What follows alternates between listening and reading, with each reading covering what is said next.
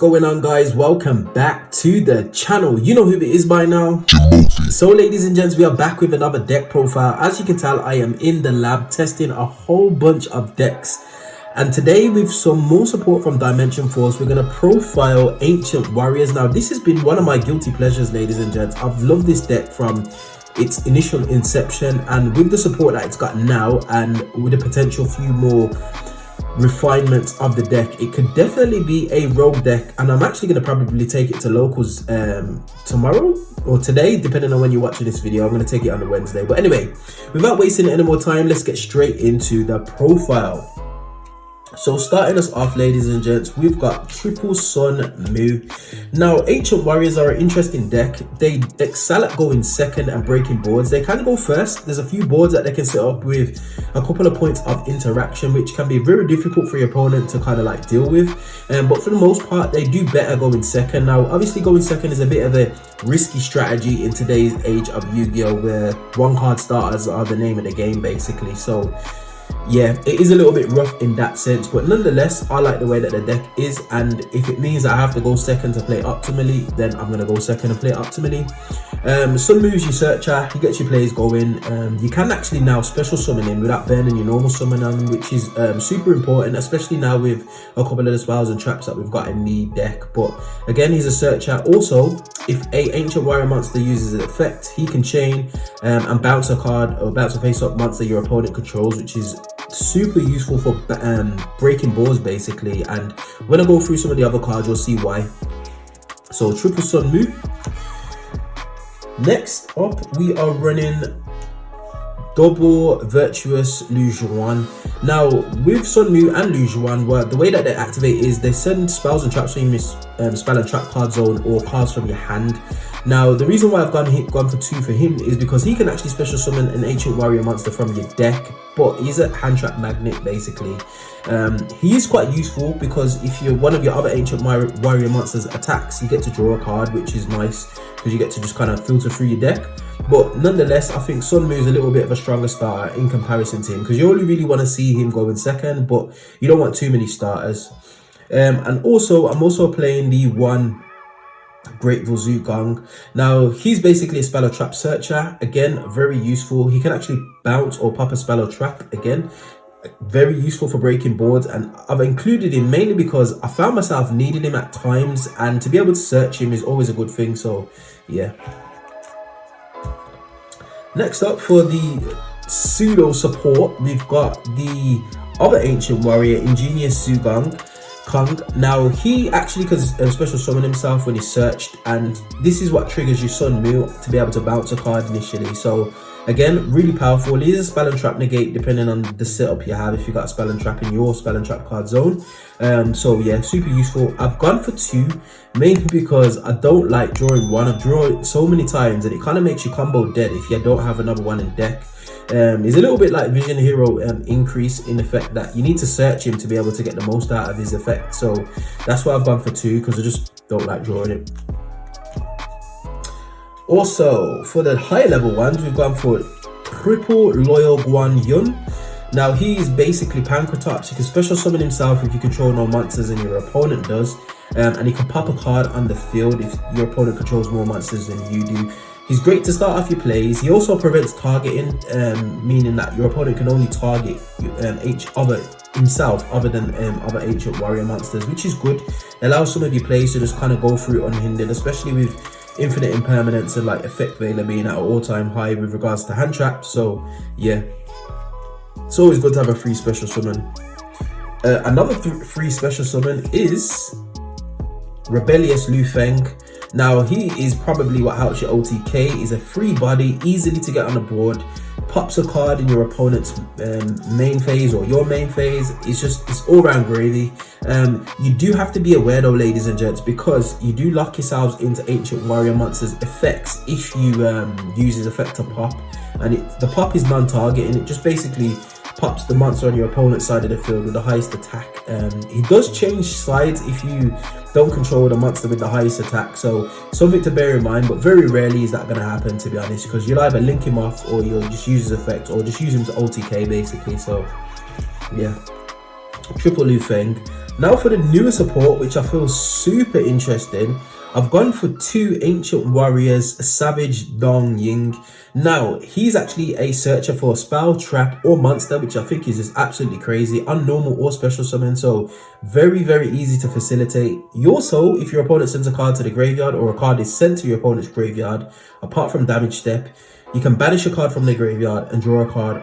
I think this is absolutely crazy, and I was actually considering playing more of this, but he doesn't actually special summon himself, so I don't want to see him too much, but then at the same time I do want to see him, so it's a little bit of a funny situation in the fact that he's super useful, but he just can clog up your hand if you're playing him at 3, because you need other cards to be able to get him onto the board. So definitely a 2-hour, very, very powerful card, some crazy support for a common as well.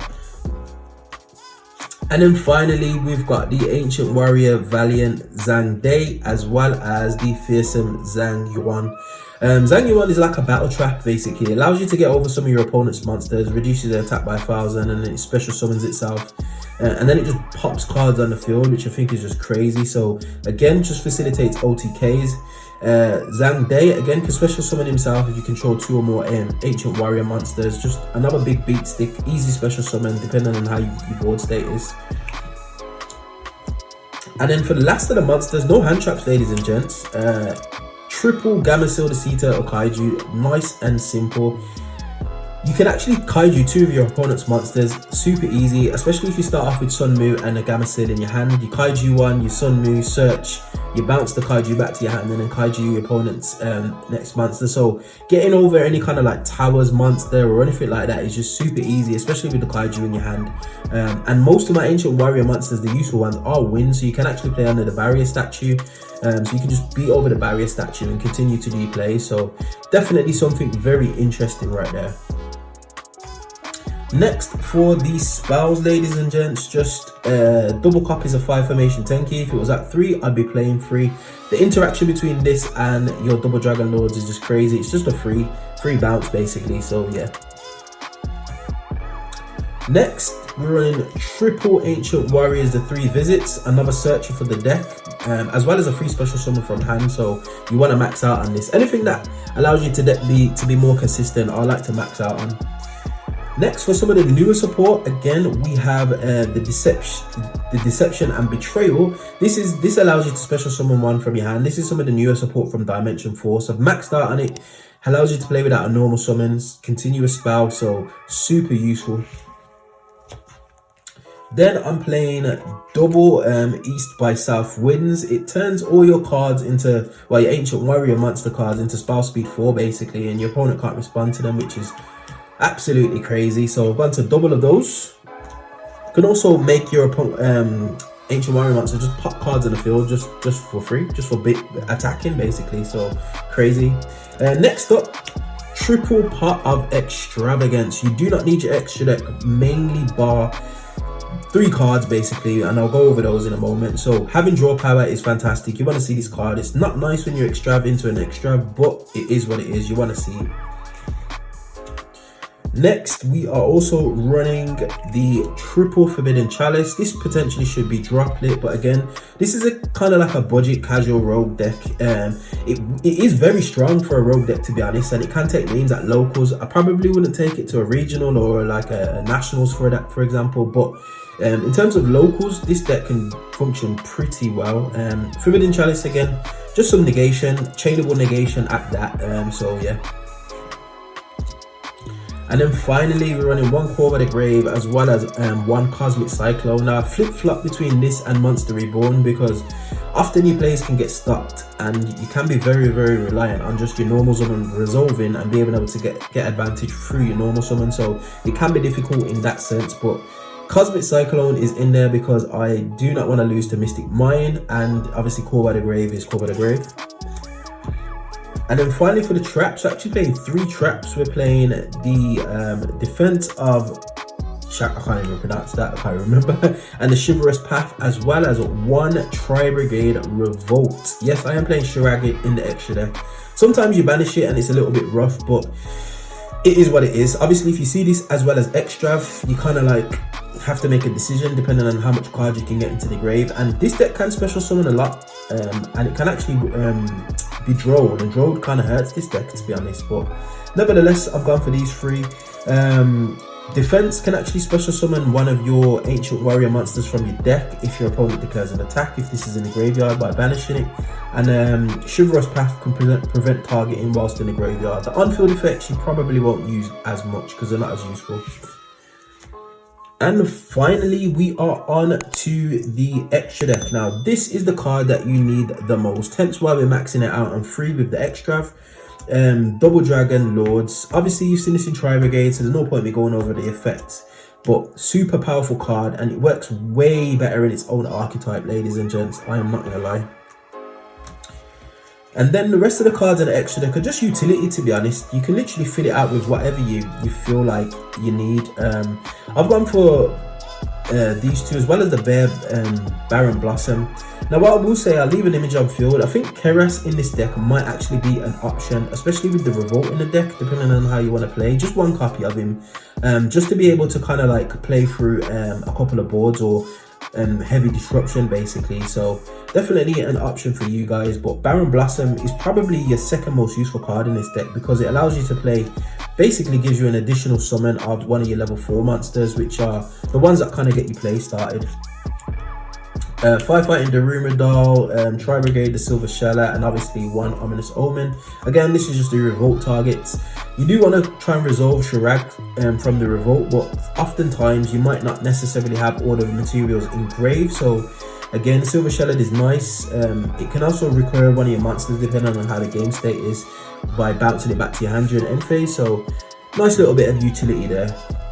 And then we got one Exoton Knight, one Bagooska. Again, this is probably your third most important card. You get 2 level 4s on the field. You get in a sticky situation. You get forced to go first. Just end on Bagooska, and it's a nice little bit of way to sort out the game. One Abyss Dweller, just for that graveyard hate. As well as one Tornado Dragon, one Brotherhood of the Fire Fist Tenki, and then I've got a blank spot, ladies and gents. Wasn't too sure what to put in there. I was thinking Silent on an Arc, or Caspital the Sky Blaster. I think I've said that correctly. But anyway, it's a free slot, ladies and gents. You can fill it with whatever you want. Literally, this deck is just extra food. As long as you got your Double Dragon Lords and you can resolve one of them, or potentially even 2, you don't really need the rest of your extra deck, because your main deck deals with most of your opponent's cards and problems. So yeah. But anyway, that is the end of the deck profile, ladies and gents. I'm definitely going to take this deck to locals, as well as the Predaplant deck that I profiled previously. So keep your eye on the channel for that. Obviously, I'll try and get some live duels in for you guys, and just obviously commentate over them. But anyway, we find ourselves at the end of another video. As always, if you did enjoy this content, you know what to do by now. Hit that like button, share, subscribe, all of that beautiful good stuff, and I will definitely see you guys on the next video. Hope you enjoyed. Peace.